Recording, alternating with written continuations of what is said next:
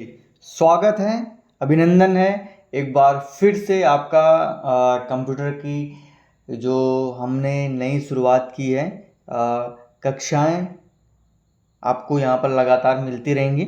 अभी थोड़ा सा डिले हो सकता है 2 से लेकर 3 दिन में, और आगे भविष्य में हमारी कोशिश रहेगी कि हम डेली आपको क्लासेस दें और साथ ही साथ और भी सारा स्टडी मटेरियल दें। तो इसके लिए करना क्या है, आपको टेलीग्राम से जुड़ना है। डिस्क्रिप्शन बॉक्स में टेलीग्राम का लिंक है, टेलीग्राम पे आप जुड़ जाइए। यूट्यूब से तो आप जुड़े ही होंगे, अगर पहली बार जुड़े हैं तो बहुत बहुत शुक्रिया। आगे भी जुड़ते रहिए। बाकी आप हमें ट्विटर से जुड़ सकते हैं, बाकी आप हमें इंस्टाग्राम से जुड़ सकते हैं। तो चलिए आगे बढ़ते हैं। ये जो MCQ है, हमारी कोशिश रहती है कि MCQ के साथ साथ आपको डिटेल एनालिसिस भी हम कराएं, और भविष्य में जैसे जैसे क्लासेस आगे बढ़ती जाएंगी हम सब्जेक्ट वाइज आपको टॉपिक वाइज जो है सारी डिटेल्स भी आपको बताएंगे।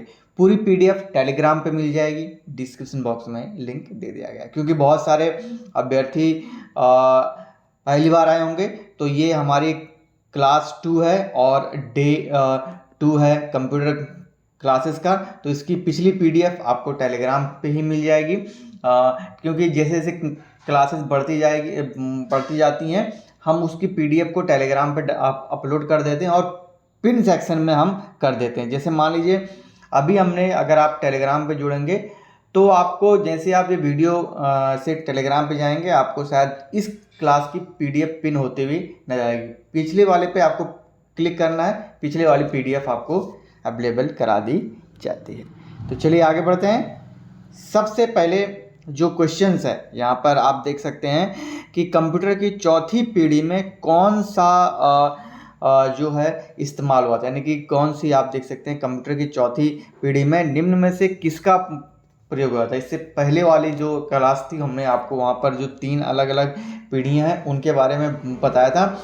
चौथी पीढ़ी में जो है माइक्रो प्रोसेसर का इस्तेमाल हुआ, और जो हम जिस पीढ़ी में हैं, यानी कि जिस जनरेशन में है, वो 5th जनरेशन है और AI बेस्ड यहाँ पर जनरेशन है।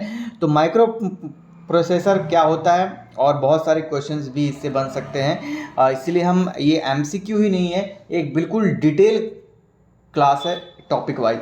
ठीक है, तो यहाँ पर आप देख सकते हैं जो माइक्रो प्रोसेसर होते हैं वो इलेक्ट्रॉनिक डिवाइसेस होती हैं, ठीक है, जो कि कंप्यूटर और दूसरे इलेक्ट्रॉनिक्स जो डिवाइसेस हैं उनमें इस्तेमाल होती हैं, और सिलिकॉन चिप से बनी होती हैं। ठीक है, और इसमें जो है कंट्रोल सर्किट्स यूनिट और मेमोरी यूनिट होती है जो कि बहुत ही इम्पोर्टेंट रोल अदा करती है एक सिस्टम की तमाम जो डेटा है उसके कलेक्शन को हैंडल करने के लिए। और ये जो है CPU में इनबिल्ड होती है, और ये अर्थमेटिक लॉजिकल यूनिट, यानी कि जो CPU है उसमें आपके इनपुट आउटपुट और तमाम जो लॉजिकल और तमाम जो मैथमेटिकल डिसीजंस होते हैं उसको कैलकुलेशन में या उसके डिसीजन में, यानी कि जो आपको स्क्रीन पे दिखता है उसमें बहुत सारा इंपॉर्टेंट रोल अदा करता है। ठीक है, माइक्रो प्रोसेसर आपके रोम, रैम और दूसरे तमाम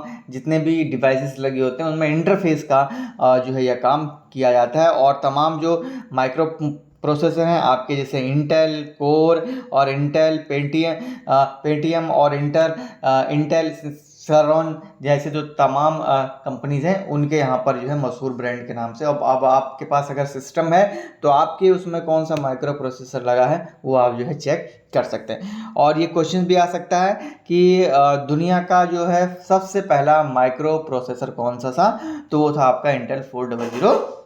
ठीक है, और माइक्रो प्रोसेसर कितने प्रकार के होते हैं, तो 3 प्रकार के होते हैं, CISC और RISC और इपिक, यानी इसे आप ऐसे भी कह सकते हैं दूसरी भाषा में कि सिक, रिस्क और इपिक। तो 3 प्रकार। तो ये जो लास्ट वाली जो पॉइंट है इसमें 2 क्वेश्चंस आपके उठ सकते हैं कि दुनिया का पहला माइक्रो प्रोसेसर कौन सा था। तो क्वेश्चंस आपकी स्क्रीन पर है, इंटेल 4001, और 3 कौन कौन से जो है माइक्रो प्रोसेसर होते हैं, इपिक, रिस्क और सिस्क। मैं इसको रिवर्स में कर रहा हूँ, आप इसको अपने अनुसार जो है याद कर सकते हैं। तो जो पहला क्वेश्चन था हमारा कि 4th जनरेशन में कौन से प्रोसेसर का इस्तेमाल होता था, उसके ऊपर हमने आपको डिटेल एनालिसिस करके बताया और क्या क्या क्वेश्चंस इसमें उठ सकते हैं वो भी हमने इसको बताया। तो चलिए अब बढ़ते हैं अगले क्वेश्चन की तरफ, जो क्वेश्चन नंबर 2 है कि पीसी का पूरा नाम क्या है। तो यहाँ पर अलग अलग जो ऑप्शंस आपको मिल सकते हैं, प्रोग्राम काउंटर, पर्सनल काउंटर और प्रोग्राम काउंटर, हम तीनों को डिटेल में बताएंगे। इसीलिए मैं कहता हूँ ये केवल एमसीक्यू ही नहीं है, ये आपकी एक डिटेल क्लास भी है, जिसमें आपके बहुत सारे जो डाउट्स हैं वो भी यहाँ पर जो है क्लियर हो सकते हैं। तो सबसे पहले अगर हम प्रोग्राम काउंटर को देखें तो प्रोग्राम काउंटर जो होता है एक तरह से इसे आप जो है पीसी भी कह सकते हैं, कंप्यूटर की सेंट्रल प्रोग्रामिंग सेंट्रल जो प्रोसेसिंग यूनिट है का एक अहम हिस्सा होता है। यानी कि जो सीपीयू होता है उसको कंट्रोल जो है सेंट्रल प्रोसेसिंग यूनिट कहते हैं। तो प्रोग्राम काउंटर जो है वो एक महत्वपूर्ण रोल अदा करता है। जैसे जैसे हम आगे और भी क्लासेस ले आएंगे उसमें आपको डिटेल में बताएंगे कि प्रोग्राम काउंटर क्या होता है, जो कि जो तमाम जो कंप्यूटर के जो कोड्स होते हैं उनको किस तरह से सेक्टर में, बिट्स में डिवाइड होता है और बाइट्स में डिवाइड होता है, वो हम आगे आपको बताएंगे। पर्सनल कंप्यूटर तो आपको पता ही है, और इसका आंसर क्या होगा, पीसी का जो फुल फॉर्म है वो पर्सनल कंप्यूटर है। ठीक है, इसका आंसर ये है। ठीक है, पर्सनल काउंटर।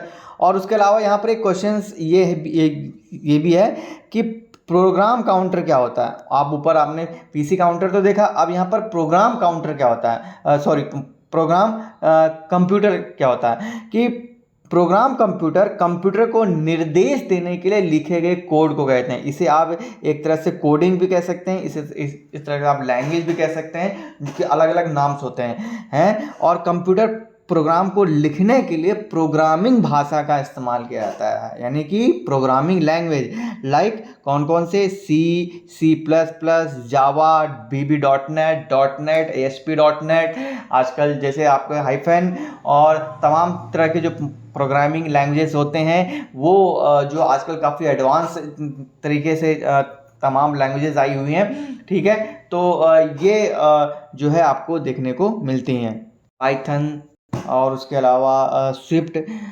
तमाम अलग अलग जो है। और जो आप वेबसाइट देखते हैं जो आपकी PHP में बनी होती है, तो ये सारे आपके प्रोग्रामिंग लैंग्वेज होते हैं। ठीक है, यहाँ पर मैंने आपको बता दिया। अब जो आपका जो क्वेश्चन था उसका आंसर है पर्सनल कंप्यूटर। तो पर्सनल कंप्यूटर क्या होते हैं, जिसे आप नॉर्मल भाषा में पीसी भी कहते हैं। आपके घर में चाहे वो डेस्कटॉप हो चाहे वो लैपटॉप हो, उसे आप पीसी के तौर पर इस्तेमाल करते हैं। ठीक है, तो इसको आप देख लीजिएगा, इसीलिए हमने इसको डिटेलिंग में भी आपको बता दिया। चलिए क्वेश्चन नंबर 3 की तरफ बढ़ते हैं कि कंप्यूटर को हिंदी में क्या कहते हैं। कंप्यूटर को हिंदी में संगणक कहते हैं। ठीक है, इंग्लिश में तो कंप्यूटर कहते हैं, बट हिंदी में उसको संगणक कहते हैं। यहाँ पर 3 अलग अलग ऑप्शन आपके पास हैं, गणना करने वाला, संगणक, कामकाजी, तेजी से काम करने वाला। तो जो आपका आंसर है वो आपका आंसर होगा कि कंप्यूटर को हिंदी में संगणक कहते हैं। अब क्यों कहते हैं वो भी यहाँ पर आप देख सकते हैं, समझ सकते हैं कि संगणक क्यों कहते हैं। कंप्यूटर को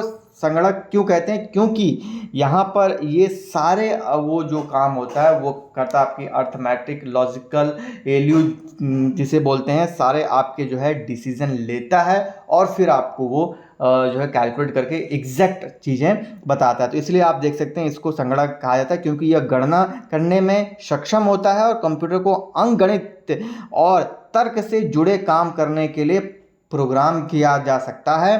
कंप्यूटर घंटों की गणना को कुछ सेकंड में ही करता है। तो ये आपका जो है यहाँ पर क्वेश्चंस भी बाइंड हो सकता है कि इस कंप्यूटर को संगणक क्यों कहते हैं, क्योंकि ये अर्थमेटिकल और लॉजिक दोनों को एक साथ कंबाइन करके जो रिजल्ट प्रोड्यूस करता है, इसीलिए उसको संगणक कहते हैं। आगे हिंदी में तो आप कर ही सकते हैं, हालांकि इजी क्वेश्चन है, इतना इजी क्वेश्चन तो आएगा नहीं, लेकिन घुमा फिरा के कैसे क्वेश्चन आ सकता है वो मैंने आपको बता दिया। ठीक है, चलिए आगे बढ़ते हैं। नेक्स्ट जो चौथा क्वेश्चन है वो है आपका, निम्नलिखित में से लेजर क्या है। लेजर क्या होता है आपका, यहाँ पर 4 क्वेश्चन जो है हिंट दिए गए हैं, प्रिंटर, स्कैनर, कीबोर्ड और पेन ड्राइव। अब पेन ड्राइव तो हो नहीं सकता, क्योंकि पेन ड्राइव से आप डेटा लेते हो और डेटा देते हो। ठीक है, कीबोर्ड तो हो नहीं सकता, क्योंकि कीबोर्ड से आप डेटा को इनपुट करते हो, यानी कि डेटा देते हो कंप्यूटर को, यानी कि कंप्यूटर की मेमोरी को आप कहते हो। और स्कैनर हो नहीं सकता, क्योंकि वो इनपुट है और वो आपके पीसी से कनेक्ट होता है वायर के थ्रू या फिर आपके वायरलेस के थ्रू, वहाँ से किसी आपका डेटा को वो कंप्यूटर में संग्रहित करता है, यानी कि वो सेव करता है। तो आंसर क्या हुआ? प्रिंटर। तो जो आज के प्रिंटर आते हैं वो आपके लेजर प्रिंटर आते हैं। तो आप देख सकते हैं कि लेजर प्रिंटर कागज़ की जो उच्च गुणवत्ता है, टेक्स्ट है उसको, और जो आपके ग्राफिक्स होते हैं उनको लेज़र बीम के द्वारा जो है आउटपुट के माध्यम से आपको देता है, और यह टोनर को कागज़ पर स्थानांतरित करके, यानी कि ट्रांसफ़र करके इलेक्ट्रिक जो चार्जेस होते हैं उसके द्वारा जो है गर्म फ्यूजर का उपयोग करके आपको कागज़ में जो आपका डेटा के थ्रू सिस्टम से जो आप कमांड प्रिंटर को देते हो उसमें से जो आपको आउटपुट चाहिए होता है उसमें जो है लेज़र प्रिंटर का इस्तेमाल होता है। तो आप समझ गए लेज़र जो है क्या होता है और लेज़र प्रिंटर किस तरह से काम करता है, वो आप इसको देख के जो है समझ सकते हैं। ठीक है, चलिए नेक्स्ट जो क्वेश्चन आपका है कि निम्नलिखित में से आउटपुट डिवाइस कौन है। अभी मैं दो चीज़ आपको यहाँ पर बता देता हूँ। सबसे पहले ये क्वेश्चन आगे आएगा भी, इनपुट डिवाइस क्या होता है? इनपुट डिवाइस वो डिवाइसेस होती हैं जिसके माध्यम से हम कोई भी इंफॉर्मेशन सिस्टम तक पहुंचाते हैं, यानी कि अंदर देते हैं, यानी कि कीबोर्ड के माध्यम से। तो कीबोर्ड हमारा एक इनपुट डिवाइस हो गया। और आउटपुट डिवाइस वो डिवाइस होती है जिसके माध्यम से सिस्टम के अंदर की चीज़ हमें बाहर मिलती है, चाहे वो डेस्कटॉप के माध्यम से हो या फिर मॉनिटर के माध्यम से हो या फिर प्रिंटर के माध्यम से, अभी जैसे हमने और बताया फ्लॉपी डिस्क, पेन ड्राइव। ठीक है, उसके अलावा बहुत सारी चीज़ें ऐसी होती हैं कि आपको जैसे प्रोजेक्टर। अब यहाँ पे आप देखिए कीबोर्ड हो नहीं सकता क्योंकि कीबोर्ड से हम डेटा एंटर करते हैं तो आपका वो इनपुट में आ गया। माउस हो नहीं सकता क्योंकि माउस से हम इनपुट देते हैं, बहुत सारी चीज़ें को देते हैं, उसी से आउट जो है यहाँ पर हम देते हैं, इनपुट देते हैं। माइक्रोफोन हो नहीं सकता क्योंकि माइक्रोफोन से हम चीज़ों को इनपुट अंदर देते हैं। ठीक है, तो हुआ क्या? प्रोजेक्टर। प्रोजेक्टर से हमें चीज़ें जो है बाहर दिखाई देती हैं, यानी कि आउटपुट, जिससे मैंने अभी आपको बताया monitor. Monitor is also one of the best example. ठीक है, जहाँ पर आपको ये चीज़ दिखाई देती है। यहाँ पर आप देख सकते हैं कि प्रोजेक्टर एक ऐसा डिवाइस है जो किसी बड़ी स्क्रीन में आपको चित्र, फोटो, वीडियोज को दिखाता है या लेंस के जरिए प्रकाश को मतलब जो प्रक्षेपित करता है, जिसके वजह से आपको ये दिखाई देता है। मेनता यह बड़ी स्क्रीन पर चीज़ों को दिखाने के काम आता है। तो जो प्रोजेक्टर है आपका आउटपुट डिवाइस के काम में आता है। देखिए, अब मैं अगला क्वेश्चन बोला था ना कि इनपुट डिवाइस क्या है, तो इनपुट डिवाइस आप देख सकते हैं यहाँ पर मॉनिटर, प्रोजेक्टर, जो है प्रिंटर। मॉनिटर हो नहीं सकता क्योंकि आउटपुट है, प्रोजेक्टर हो नहीं सकता, अभी मैंने आपको बताया, प्रिंटर हो नहीं सकता क्योंकि वो आउटपुट हमको देता है। तो ये तीन तो आउटपुट हो गए, तो वो बचा क्या? स्कैनर। क्योंकि मान लीजिए ये आपका कंप्यूटर है और यहाँ पर आपका ये स्कैनर रखा हुआ है, तो ये आपका प्लग इन होता है, यहाँ पर आप कोई फाइल रखते हैं, ये तार से करता है, ये आपको यहाँ पर ये सारी चीज़ें शो ऑफ होती हैं। तो इसीलिए जो है स्कैनर जो है आपका यहाँ पर इनपुट डिवाइस होता है। तो यहाँ पर आप देख सकते हैं साफ साफ लिखा हुआ है कि स्कैनर के माध्यम से आप किसी फिजिकल डॉक्यूमेंट्स को सॉफ्ट में जो है कन्वर्ट करते हैं, यानी कि जो स्कैनर के माध्यम से हार्ड डॉक्यूमेंट को आप सॉफ्ट डॉक्यूमेंट में कन्वर्ट करते हैं, इसीलिए जो है ये आपका इनपुट डिवाइस में आता है। ठीक है, चलिए नेक्स्ट। अच्छा, एक क्वेश्चन ये भी बनता है कि जो स्कैनर होता है वो कौन सा हार्ड को सॉफ्ट में करता है कि सॉफ्ट को हार्ड में करता है। ठीक है, इस तरह घुमा फिरा के क्वेश्चन आजकल आयोग पूछ रहा है, तो बहुत सावधानी से आपको समझना है चीज़ों को। कोई आपका डाउट है तो कमेंट ज़रूर करिएगा, हम कमेंट के माध्यम से आपके डाउट्स को रिप्लाई करने की कोशिश करेंगे, या फिर अगर कुछ ज़्यादा अगर डिटेल में समझाना होगा तो आपके कमेंट के क्वेश्चंस को हम अगले एमसीक्यू में भी सॉल्व करने की कोशिश करेंगे। चलिए, क्वेश्चन नंबर 7 है कि निम्न में से कौन सी एक जो फॉर्मेट है वो इमेज है? WAV, WMP4, JPG और MP3। तो यहाँ पर मैं आपको बताना चाहूँगा जो एग्जैक्ट आंसर है आपका वो .jpg है। इमेज यानी कि जो फोटो का फॉर्मेट होता है, इसे एग्जीक्यूशन भी कहते हैं, यानी कि डॉट के बाद जो भी लगती है उससे हम ये आइडिया लगा सकते हैं कि कौन सा ये फॉर्मेट है आपका, मतलब डॉक फॉर्मेट है, PPT है, या फिर एक्सेल है, या फिर आपका JPG। WAV सॉन्ग के लिए इस्तेमाल होता है, आपका MP4 भी वीडियो के लिए होता है, और यहाँ पर जो है वेब वीडियो फॉर्मेट में ही इस्तेमाल होता है, वेब भी, और .mp3 तो आपको पता ही है। तो यहाँ पर .jpg यानी कि फाइल फॉर्मेट डिजिटल इमेज की एक फॉर्मेट है। ऐसे कई फॉर्मेट हैं जिनका इस्तेमाल आप कर सकते हैं, यानी कि जो इमेज के फॉर्मेट है वो आपके .jpg भी होता है, .jpeg भी होता है, PNG भी होता है, और .zip भी होता है। आजकल आपने देखा हो जो मूवमेंट वाले जो फॉर्मेट आते हैं वो आते हैं GIF में आते हैं। तो अलग अलग पूछ सकता है, ज़रूरी नहीं है कि यहाँ पर आपको ये .jpeg कुछ, अगर आपने JPEG पूछ लिया तो कंफ्यूज भी हो सकते हैं आप। तो आप जान लीजिएगा कि जो फोटो होते हैं उसके कौन कौन से फॉर्मेट होते हैं, .jpg, .jpeg, PNG और उसके अलावा GIF। 2022 तक ज़्यादातर फॉर्मेट 2D में स्टोर होते थे, अब जो है 3D में स्टोर होते हैं, क्योंकि इनकी जो क्वालिटी है आपने देखा होगा HD, फिर आपने देखा होगा फुल HD, ठीक है। तो इसीलिए जो है जितनी इमेज की क्वालिटी अच्छी आएगी, आजकल आपने देखा होगा जो आपके फ़ोन के कैमरे होते हैं पहले वाले KB में, कोई भी आप अगर किलोबाइट KB का जो है फुल फॉर्म होता है, KB में स्टोर होते हैं, अब वो सीधे MB में स्टोर होते हैं, मेगाबाइट। कारण क्यों है?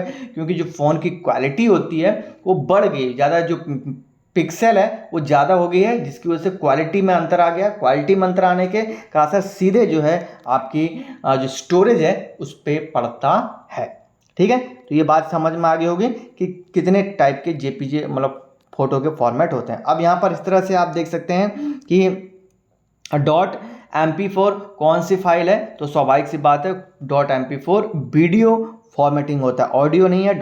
ऑडियो के लिए .mp3 होता है, इमेज के लिए मैंने ऑलरेडी आपको ऊपर बताया, वीडियो फॉर्मेट के लिए .mp4 का इस्तेमाल किया जाता है, और इसी तरह से इसको MPEG-4 भी कहा जाता है। ठीक है, ध्यान दीजिएगा, MPEG-4 भी इसको कहा जाता है। तो कन्फ्यूज मत होएगा, अगर यहाँ पर .MPEG लग जाए तो आप कन्फ्यूज मत होएगा, जिससे JP में जो है JPEG लगा था। तो वीडियो फॉर्मेट के लिए एक डिजिटल मल्टीमीडिया फाइल होता है, जिसको आमतौर पर वीडियो और ऑडियो का कॉम्बिनेशन होता है। इसे ज़्यादातर .mp4 फाइल के तौर पर ही संग्रहित किया जाता है, ठीक है। चलिए नेक्स्ट क्वेश्चन नंबर 9 की तरफ पढ़ते हैं। निम्न में से कौन सा ऑपरेटिंग सिस्टम है? I think one of the easiest question है। गूगल क्रोम आपका हो नहीं सकता, क्योंकि एक वेब सर्फिंग जो है ये एप्लीकेशन है, ठीक है। वेब सर्फिंग मतलब जहाँ पर आप अपने चीज़ों को सर्च करते हैं, जहाँ पर आप वेबसाइट को सर्च करते हैं। एंटीवायरस हो नहीं सकता, क्योंकि ये भी एक एप्लीकेशन है, ये एक यूटिलिटी एप्लीकेशन है। ध्यान दीजिएगा, पिछले क्लास में हमने बताया था कि आपके एप्लीकेशन कौन कौन से हैं, उसके अलावा यूटिलिटी एप्लीकेशन कौन कौन से हैं। तो अगर वो क्लास आपने मिस कर दी है तो ज़रूर आप पीछे जाइए, और हमने एक पूरी प्लेलिस्ट भी इसीलिए बना के रखी है। प्लेलिस्ट भी हमने इसीलिए बना के रखी है कि कोई भी क्लास अगर आप डायरेक्टली हैं, अभी तो हमारी स्टार्टिंग का फेस है, तो बहुत सारे अभ्यर्थी हमसे जुड़े हुए होंगे, बहुत सारे अभ्यर्थी बीच में भी आएंगे। तो प्लेलिस्ट हमने इसीलिए बना के रखी है कि आप पीछे जाइए, उस क्लास को जो है एंजॉय कीजिए। यूट्यूब हो नहीं सकता, क्योंकि यूट्यूब एक जो है वीडियो सर्चिंग प्लेटफॉर्म है। गूगल टेक्स्ट भी है और ऑडियो वीडियो सब है, और यूट्यूब आपका वीडियो सर्च इंजन भी इसे आप कह सकते हैं। तो अगर क्वेश्चन आ जाए कि वीडियो सर्च इंजन कौन सा है, तो यूट्यूब है, ठीक है। विंडोज़ आपका ऑपरेटिंग सिस्टम है। विंडोज़ ऑपरेटिंग सिस्टम क्यों है वो भी हमने क्लास 1 में बहुत अच्छे से समझाया है, ठीक है। चलिए आज का अंतिम क्वेश्चन ले लेते हैं कि निम्नलिखित में से कौन सा ऑपरेटिंग सिस्टम नहीं है। ऊपर हमने आपको बताया DBMS, लिनक्स, विंडोज, MS-DOS और MS विंडोज। तो कौन कौन से होते हैं? लिनक्स अपने आप में ऑपरेटिंग सिस्टम है जो कि ओपन सोर्स है, और लगभग 1 से 2% लोग ही लिनक्स को यूज करते हैं। हालांकि Linux one of the best, क्योंकि मैंने लिनक्स यूज किया हुआ है, ठीक है। Linux one of the best and easiest तो नहीं कहूँगा मैं, कॉम्प्लेक्सिटी बहुत है, लेकिन सिक्योरिटी के मामले में लाजवाब है, ठीक है। MS-DOS भी है, माइक्रोसॉफ्ट, ठीक है, डिस्क ऑपरेटिंग सिस्टम इसका नाम है, ठीक है। ये भी एक ऑपरेटिंग सिस्टम ही है, लेकिन एक कमांड बेस है, ठीक है, CMD बेस है, ठीक है, CMD बेस है। अगर शुरू में अगर कंप्यूटर की क्लास ज्वाइन की होगी, अगर आपने किसी भी इंस्टीट्यूट से कंप्यूटर का कोर्स किया होगा, तो सबसे पहले आपको MS DOS ही उस समय पढ़ाया जाता था, हालांकि यूज होता नहीं है ये, और MS विंडोज़ तो आपको पता ही है। तो इसका आंसर क्या हुआ कि निम्नलिखित में कौन सा ऑपरेटिंग सिस्टम नहीं है, तो DBMS होता है डेटाबेस मैनेजमेंट सिस्टम।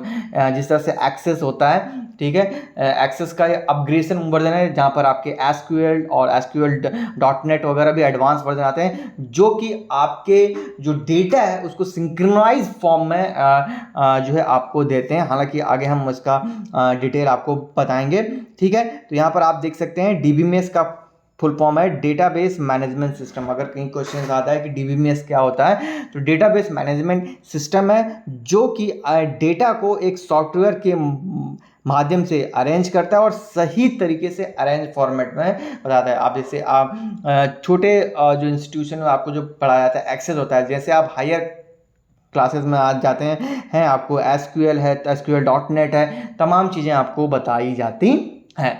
तो ये रही आज की क्लास। आई होप सो आपको वीडियो अच्छी लगी होगी। वीडियो अच्छी लगी हो तो लाइक कर दीजिएगा।